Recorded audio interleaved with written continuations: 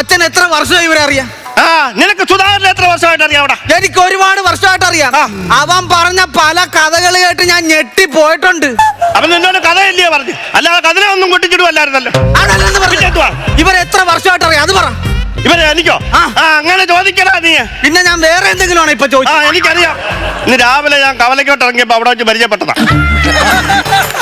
അങ്ങനെ ഞങ്ങൾ തമ്മിൽ ഇങ്ങനെ സംസാരിച്ചു കഴിഞ്ഞപ്പോ എന്നോട് പറഞ്ഞു എനിക്കൊരാണും തുടയില്ലാതൊക്കെ നിൽക്കുക എന്ന് പറഞ്ഞപ്പോ എനിക്കും മനസ്സിലായി ഞങ്ങൾ രണ്ടും ഒരേ വൈഫാണ്. വൈഫും അല്ല, അങ്ങനെ ഒരു സാധനം ഇല്ലയോ? വൈബ് എന്നാണ് ഉദ്ദേശിച്ചത്. അതോ? അങ്ങനെയാണ് ഞാൻ ഇങ്ങനെ നോക്കിയപ്പം എനിക്ക് ഒരു കൂട്ടല്ലാതിരിക്കില്ലയോ. അങ്ങനെ ഞാൻ അവളെ ഇങ്ങനെ കൂട്ടിയതാ. അങ്ങനെ ചുമ്മാതെ വിളിച്ചോണ്ട് വന്നൊന്നും അല്ല. ആ ചന്തയിൽ നിൽക്കുന്ന മുഴുവൻ ആൾക്കാർ കാണെ എന്റെ കഴുത്തെ താലി കെട്ടി അവിടെ നിൽക്കുന്ന ആൾക്കാർ മൊത്തം കൊരവേ ഇട്ടു.